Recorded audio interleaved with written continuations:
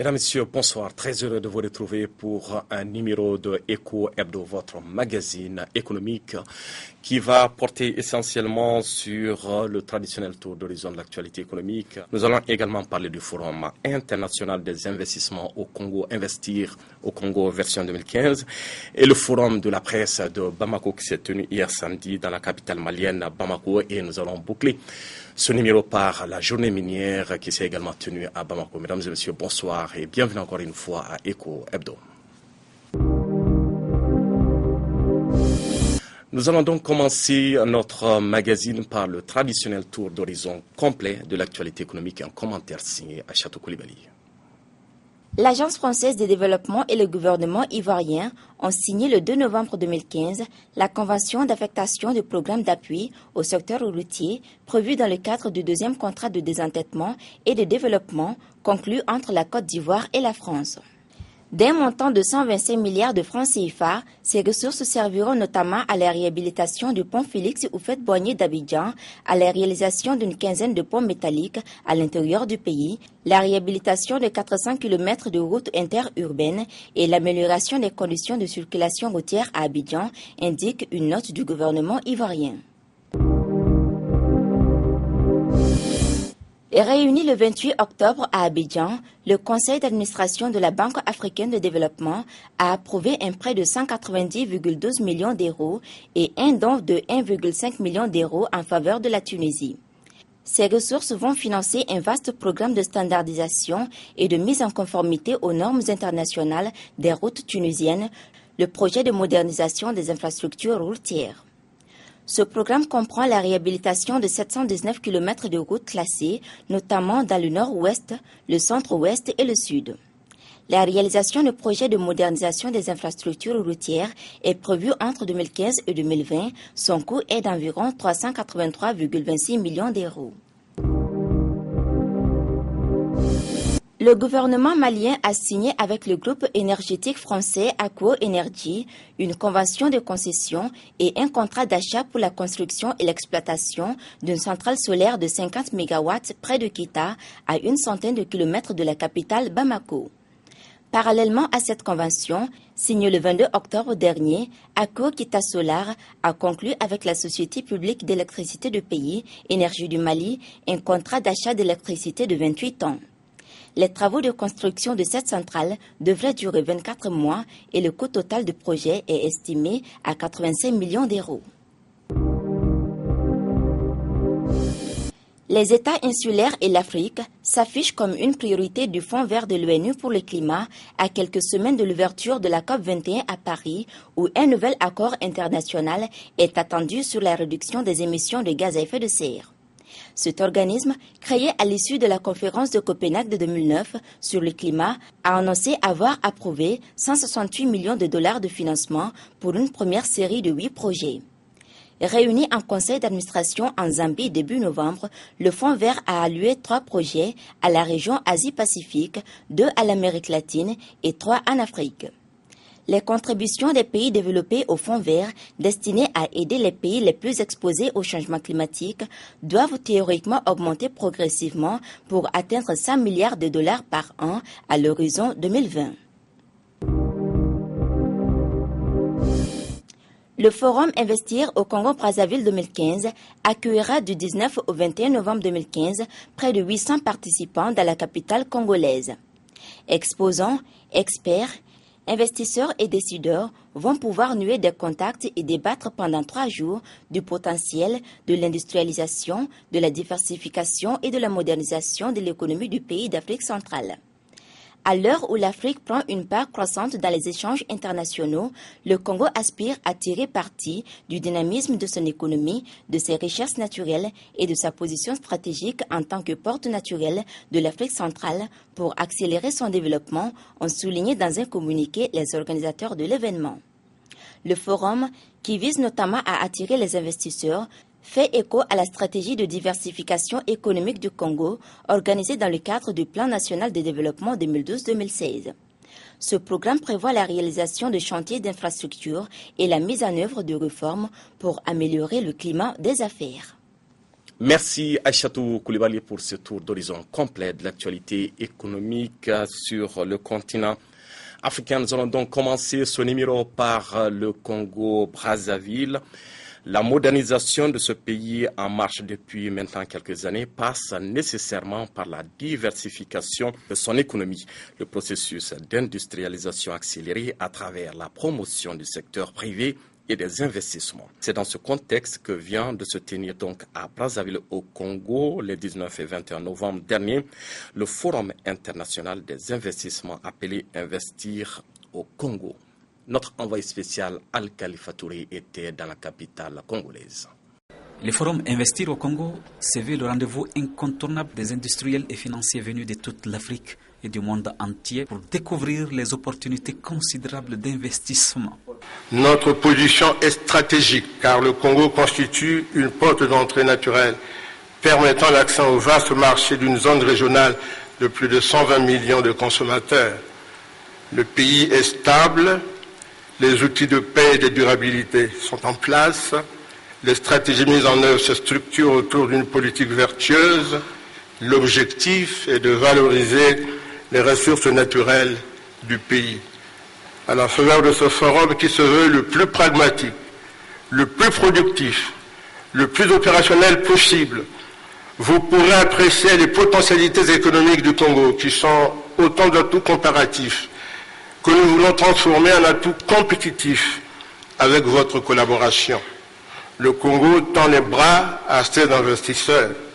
Avec une population de près de 4,5 millions d'habitants et un produit intérieur brut par habitant de $3 200, la République du Congo est l'une des économies les plus dynamiques de la communauté économique et monétaire de l'Afrique centrale, CEMAC. Le Congo affiche des performances économiques encourageantes qu'il convient de saluer. Une croissance économique moyenne autour de 6% depuis une décennie, une hausse du revenu par habitant de $580 à $2 300 et un degré d'industrialisation autour de $200 par habitant contre une moyenne de 80 sur le continent. Pendant 3 jours, 800 spécialistes du monde de l'économie et des finances venus de 45 pays partageront leur expérience, négocieront et saisiront des opportunités d'affaires et d'investissement. Merci Al-Khalifa Touré. Nous allons donc rester avec vous à Brazzaville. C'est pour suivre cette fois-ci un extrait du discours de son Excellence Denis Sassou Nguesso, président de la République congolaise. C'était à l'ouverture de ce grand forum international Investir au Congo. On l'écoute. Avec ses 4 millions d'habitants, majoritairement jeunes,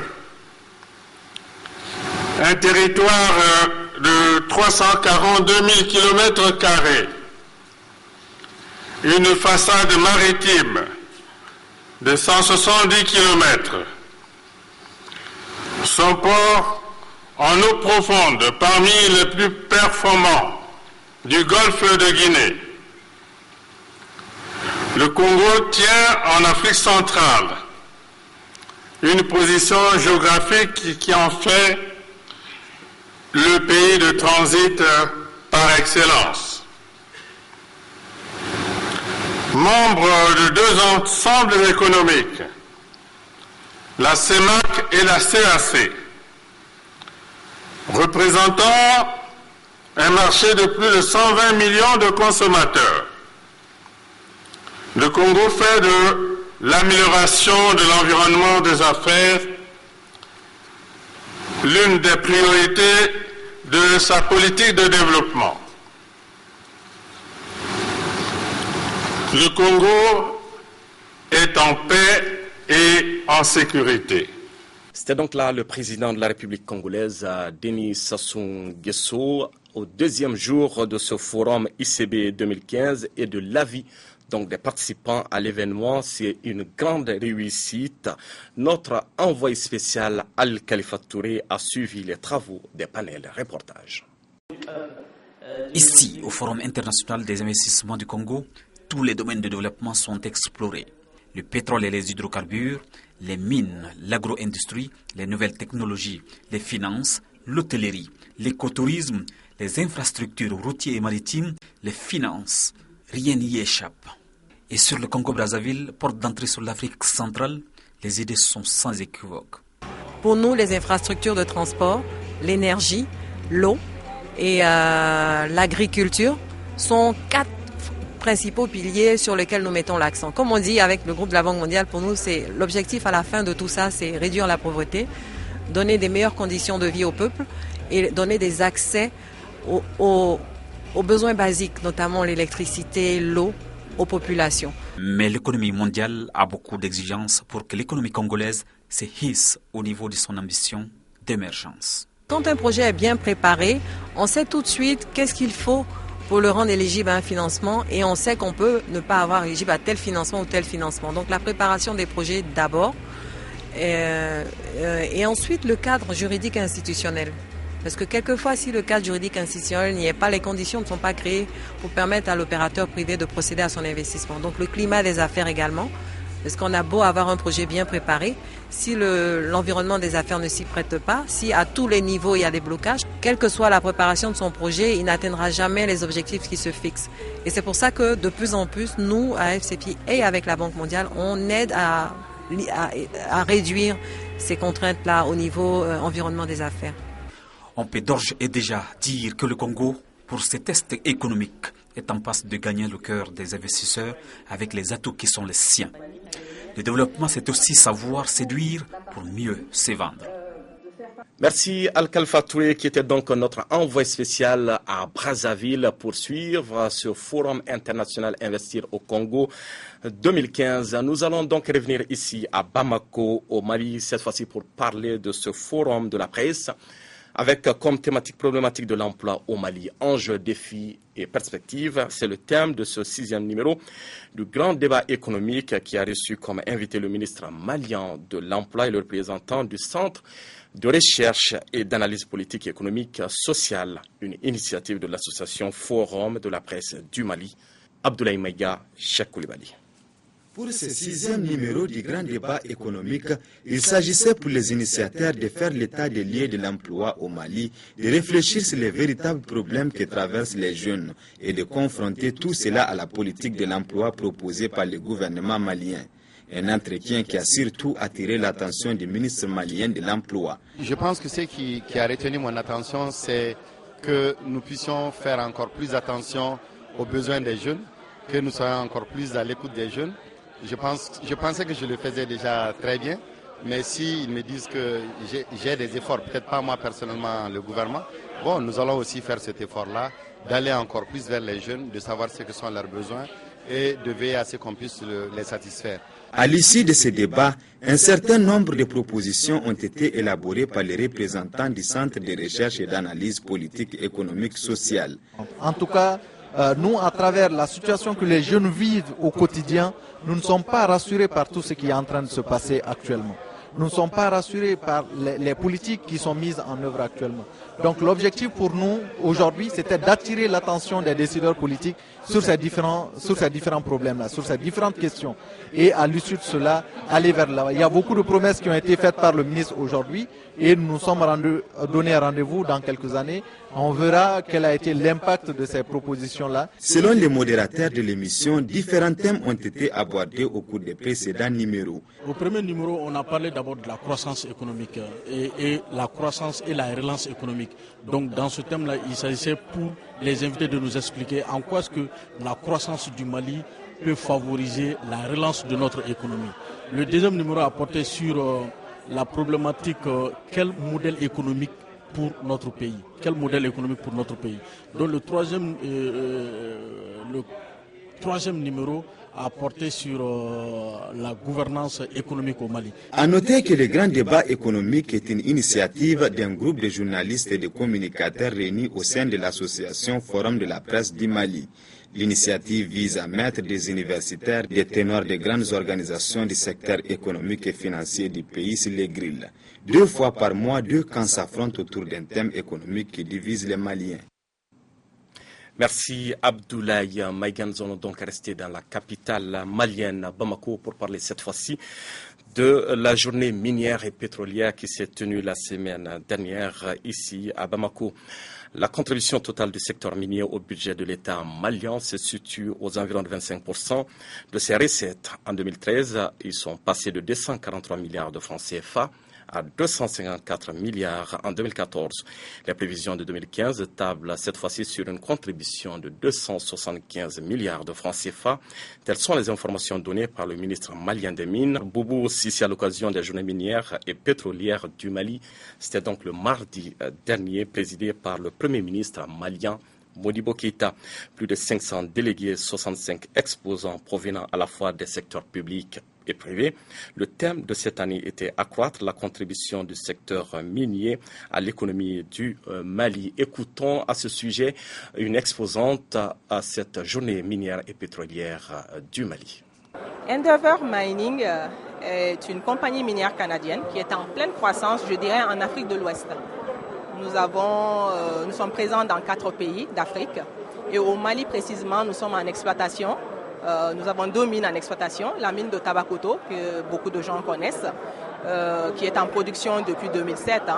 Et cette année, nous avons fait l'inauguration d'une nouvelle mine, la mine de Kofi. C'était le 24 avril passé, sous la haute présidence de Monsieur le ministre des Mines, Dr Boubou Sissi. Donc, à notre actif au Mali, actuellement, on a 2 mines d'or en production. Je dirais en termes de production d'or, cette année, avec l'ouverture de notre mine de Kofi, notre deuxième mine de Kofi, nous allons produire cette année plus de 5 tonnes d'or. Et dans le cadre du développement communautaire, nous investissons beaucoup dans les villages environnants. Donc notre projet de développement communautaire va cette année englober plus d'une vingtaine de villages et des hameaux de culture. Donc on a ce qu'on appelle à Tabakoto un cadre de dialogue. Nous avons instruit un cadre de concertation avec les villages environnants et à chaque mois on se met sur table, on discute de tout ce qui est question de développement. Donc les projets sont élaborés et réalisés en fonction des besoins de ces villages-là. Donc entre autres, les projets qu'on a pu réaliser sont, nous avons construit des écoles, des ponts, des dispensaires, et plein d'autres choses. On a aidé des femmes dans les projets maraîchers et voilà ce qu'on fait en termes de développement communautaire. En termes d'emploi, actuellement sur le site, nous sommes à plus de 1500 travailleurs qui travaillent actuellement à Tabakoto. Oui. C'était donc là les impressions d'une des exposantes qui a donc pris part à cette journée minière et pétrolière organisée notamment par le ministère malien en charge des mines. Et voilà ce qui referme ce numéro de Echo Hebdo. Tout le plaisir était le mien de vous présenter ce magazine. Je vous donne donc rendez-vous la semaine prochaine pour d'autres actualités économiques sur le continent. Merci et bonsoir.